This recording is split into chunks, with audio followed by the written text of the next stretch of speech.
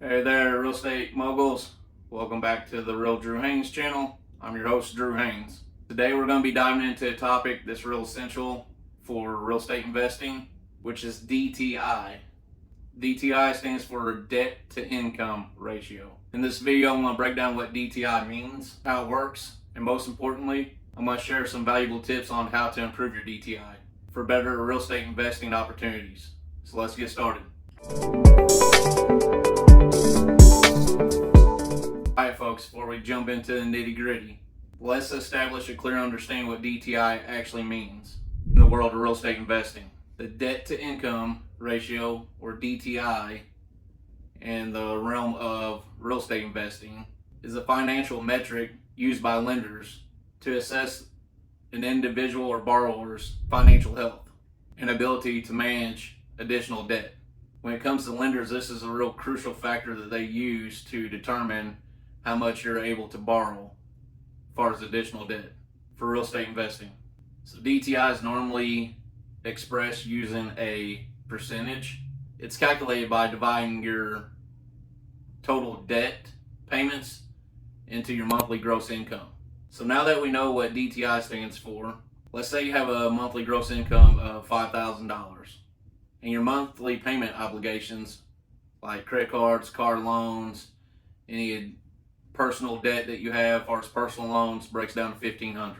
So to calculate your DTI, what you would do is you would divide that $1,500 into your $5,000, which is your gross monthly income, and you multiply that by 100, which would give you a percentage of 30.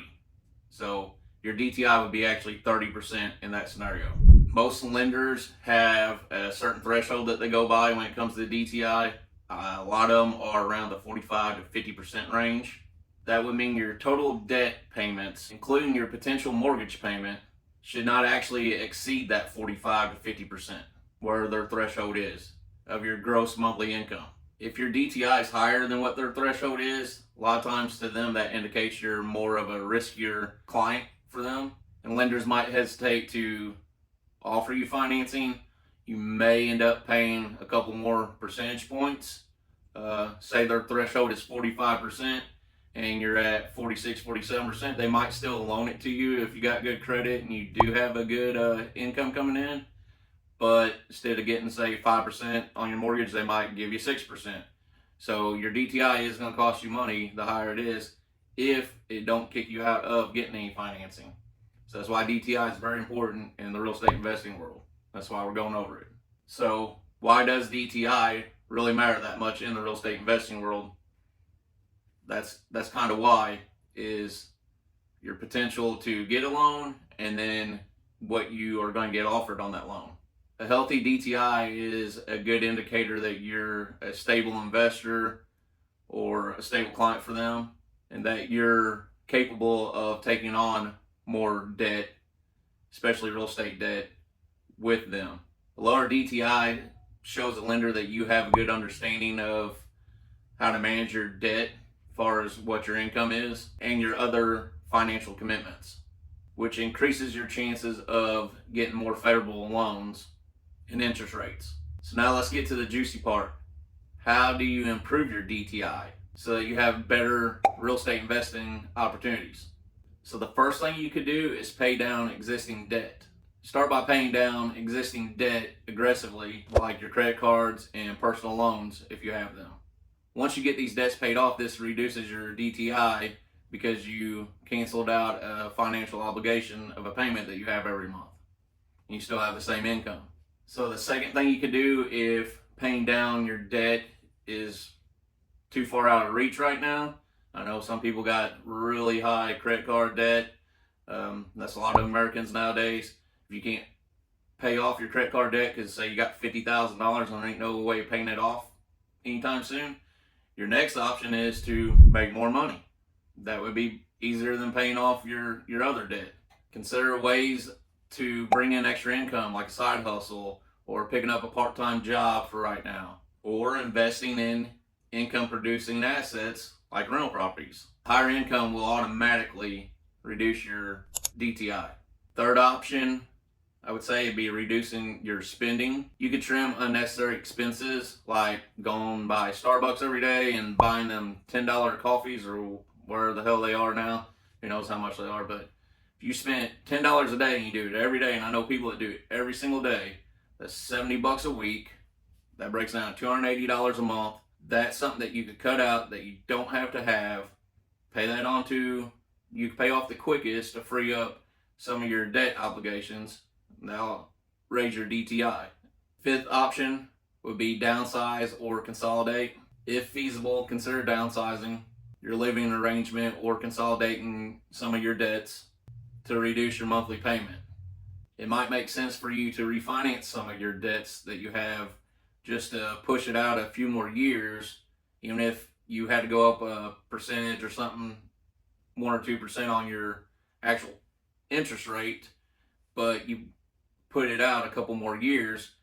Only if you're doing this to lower your DTI to make a financial purchase of like a real estate, rental property, something like that, where it's a asset that's producing income. If you're just doing it to lower your DTI and you're going to go buy a car or something, I wouldn't pay extra interest or push my loan out a couple more years. But if you're going to do it and you can make extra money, it kind of would offset a lot of times what your payment would actually be extra on your payment on the personal loan. So that's something to think about too. A lot of these payments you guys have, you might have had a couple years and you guys could go refinance it, maybe cut your payment in half, and you're right at that threshold where you need to be down just a couple percentage points to get your loan at the bank to get the financing for your rental property. That's a good, easy way to do it. Then on the next one, if you buy your rental property right, you guys should be getting your DTI up because you have extra income.